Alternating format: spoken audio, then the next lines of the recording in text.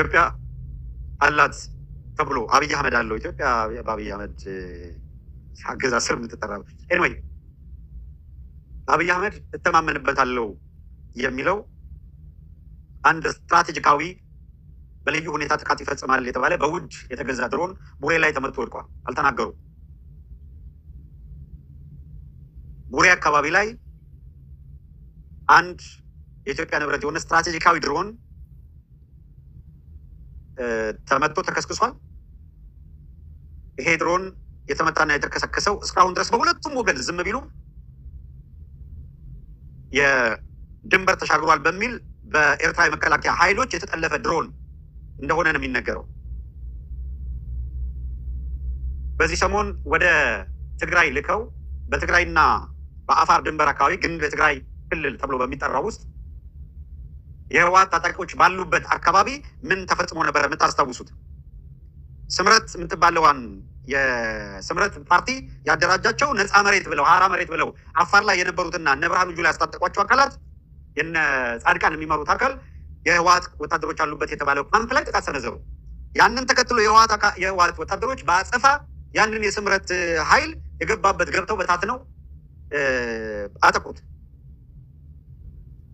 በዚህ በስጭት ውስጥ የገባው የአብይ አህመድ አገዛዝ የረጅም ርቀት መሳሪያ ጭምር ፕሮቫይድ አድርጓቸው በቀላሉ እዛ ካምፕ ላይ ያለውን የቲዲኤፍ የሚባለውን ኃይል እንደመሰሳለን ብለው ቃል ገብተው አብይ ያስታጠቃቸው እነ ጻድቃን ስምሪት የሚሰጧቸው እነ ወዲያን ጥሩ ስምሪት የሚሰጧቸው ኃይሎች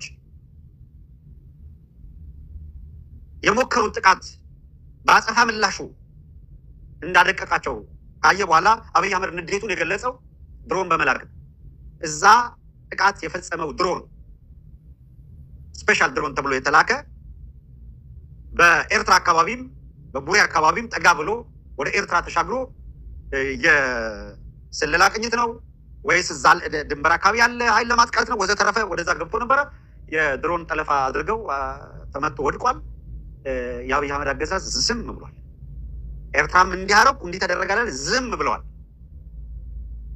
ታስታውሳላችሁ? 3 መርከብ መሳሪያ ገዝቶ አብይ አህመድ ወደ ኤርትራ ሲያስገባ ተጠልፈው 3ቱ መርከቦች የኤርትራ ኃይል ጠልፎ ሲያበቃ መርከቦቹን ይዞ አራግፎ መርከቦቹ ከመጡበት ሀገር ጋር ተደራድሮ መርከቦቹን ባዷቸው እንዲመለሱ አደረገ። ከረጅም ጊዜ በኋላ ያሁን በድርድር በንግግር አብይ አህመድ ቁጭ አድርጎ የገዛው 3 መርከብ መሳሪያ ግን ሻዕቢያ አራግፎ ወሰደው። አብይ አህመድ መሳሪያ ተወሰደብኝ አላለም። ሽንፈት ነው። ዝም ዓለም አቀፍ ሚዲያዎቹ ላዘግበውታል። ትንፍሽ አላሉ።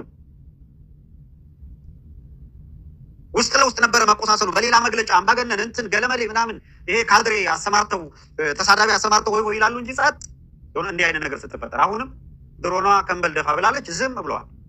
ያኛውም እኮ ያኔ መርከቡን ማቀል ጣልኩት አላለም። ዝም ቀምድዶ የ3 መርከብ መሳሪያ አራግፎ ያም ወሰድኩ ብሎ አልፎከረም። እነዚህም ተወሰደብን አላሉ። ሰጥረጭ በሰጥረጭ ውስጥ የ3 መርከብ መሳሪያ እንደተወሰደ በሰጥረጭ ደግሞ አንድ ድሮን ተከስክሳለች።